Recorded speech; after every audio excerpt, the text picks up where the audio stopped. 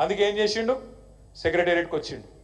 వచ్చి రాగానే ఆ ముఖం వేసుకొని ఎక్కిలెక్కిలు నవ్వుకుంటా ఇక్కడ లంకె బిందెలు ఉంటాయనుకొని వచ్చినా లంకె బిందెలు లేవు. ఎవడెత్తుతాడే లంకె బిందెల కోసం? దొంగలు, పచ్చి దొంగలు ఎత్తుతారు లంకె బిందెల కోసం అర్ధరాత్రి. గసంటే కూడా అయిండు మన ముఖ్యమంత్రి, మన కర్మ. ఏం చేయాలి మరి? ఇవాళ 4 ఏళ్ల పాటు ఇంకొక ఎత్తంతరం లేదు. భరాయించాలి. ఎప్పటికప్పుడు ప్రజల్లో విశ్వాసం నింపాలి. పెద్దలు మధుసూదనాచారి గారు చెప్పినట్టు మళ్ళా కేసీఆర్ను తిరిగి తెచ్చుకోవాలి. అది మన బాధ్యత. రాష్ట్రానికి వీళ్ళ నుంచి విముక్తి కలగాలి. ఈ విషయంలో నేను ఒకటే అంటున్నా, కొంతమంది పోతారు, పోనీ ఏం కాదు, మనకు కూడా అది మంచే. కుండ వలిత వలిగింది కానీ కుక్క బుద్ధి తెలిసింది అన్నట్టు కొంతమంది పీక్తే వీకిరు, ఏం కాదు, వాళ్ళు లొల్లిపోయింది. అధికారం ఉన్నప్పుడల్లా బెల్లం చుట్టూ ఇగలెక్క తిరిగిన వాళ్ళు, పెద్ద పదవులు చేసిన వాళ్ళు, స్పీకర్ పదవి చేసిన వాళ్ళు, మంత్రి పదవులు చేసిన వాళ్ళు, సిగ్గు లేకుండా ఇవాళ రేవంత్ రెడ్డి చుట్టూ వాళ్ళు ఏమేమి తిట్టిండు వాళ్ళని రేవంత్ రెడ్డి మొత్తం ఉన్నాయి సోషల్ మీడియాలో. దున్నపోతులను తిట్టిండు, అదేందో దివాంచి బార్ కాడ బీడీలు అమ్ముకుంటూడని తిట్టిండు.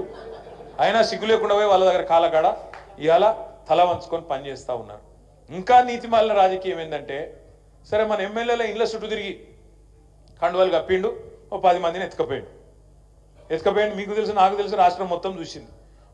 ఆ రోజేమో రొమ్ము విరుచుకొని మేము అనుకుంటే సిటికెళ్ళేస్తే మొత్తం ఖాళీ అయిపోతుంది అని ఆ రోజు తొడలు కొట్టిరు, డైలాగులు కొట్టిరు. కానీ ఏమైంది ఈ మధ్యలో? ఆయనతో మన వాళ్ళు కోర్టుకు పోయినారు. కోర్టు ఏం చేసింది, స్పీకర్ గారు నువ్వు తేల్చాలనే వెంటనే వీళ్ళని ఉంచుతావా తీసేస్తావా, మరి చట్టం ప్రకారం అయితే వెంటనే తీసవతల వారేయాలి వీళ్ళను, వెంటనే కడియం శ్రీహరిది, తెల్లం వెంకట్రావుది, అదేవిధంగా దానం నాగేంద్రది వెంటనే రద్దు చేయాలని చెప్పి నిర్ణయం తీసుకోవాలని చెప్పి స్పీకర్ గారికి కోర్టు ఒక ఆర్డర్ ఇచ్చింది. మరి ఏం చేయాలి? వెంటనే ఇక తప్పించుకోవాలి. ఎట్లా తప్పించుకోవాలి? ఎంత సిగ్గులేని మాటలు మాట్లాడుతున్నా మంత్రి శ్రీధర్ బాబు, ఏమైనా ఇజ్జత్మానం ఉన్నాడు మాట్లాడతారు అట్లా? వాళ్ళిద్దరు బీఆర్ఎస్లో కొట్టుకోవట్రి, మాకేం సంబంధం మధ్యలో అని అతి తెలివి కథలు పడుతున్నారు. నేను అడుగుతున్నా శ్రీధర్ బాబు గారు, నువ్వు చెప్పింది నిజమే అనుకుందాం ఒక్క నిమిషం. ఈ గాంధీ అంటోడు మా ఎమ్మెల్యేని అనుకో, ఒక్క నిమిషం అనుకుందాం నువ్వు అన్నట్టు.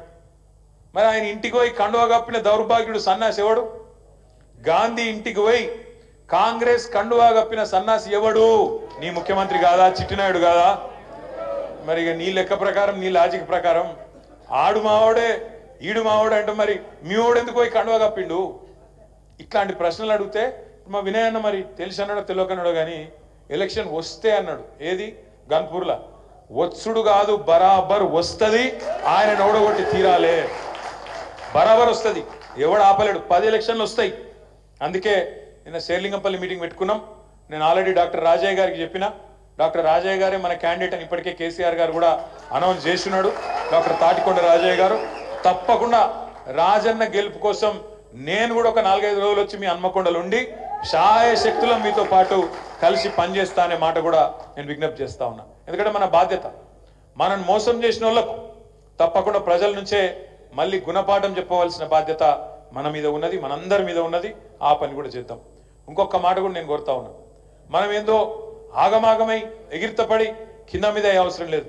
మా తమ్ముడు అన్నాడు కొత్త పైసలు ఇస్తలేడు, 15,000, 20,000, 25,000, 30,000, 1,00,000, 5 లక్షలు ఇస్తా అన్నాడు దళిత పిల్లలకు, ఇస్తలేడు. రిజర్వేషన్లు పెంచుతలేడు. అట్లా ఒక్కటి కాదు, అంబేద్కర్ అభయ హస్తం అన్నాడు. కేసీఆర్ ఏందా ఇచ్చేది 10 లక్షలు, నేను 12 లక్షలు ఇస్తా అన్నాడు. 12 లక్షలు కాదు తమ్మి, ఇది వరకు మనం మొదటి విడత ఇచ్చిన వాళ్ళకు 2వ విడత చెక్కులు కూడా క్లియర్ చేస్తలేడు.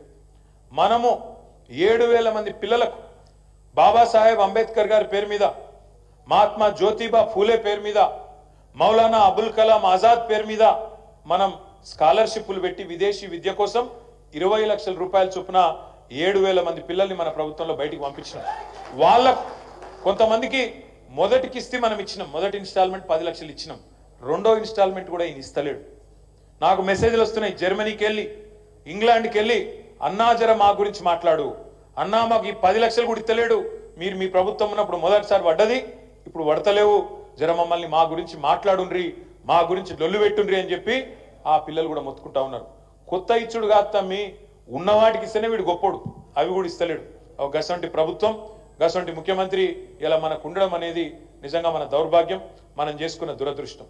ఇదే ముఖ్యమంత్రి, ఇదే పార్టీ కదా ఆనాడు చెప్పిర్రు ఎల్ఆర్ఎస్ అనే స్కీమ్ మనం తెస్తే ఆ రోజు వీళ్ళే డైలాగులు కొట్టిరు, నో ఎల్ఆర్ఎస్ నో టిఆర్ఎస్. ఇది ఆ రోజు వీళ్ళు కొట్టిన డైలాగ్. మేము వస్తున్నాం కాంగ్రెస్ రాగానే ఫ్రీగా చేస్తాం మొత్తం అన్నారు.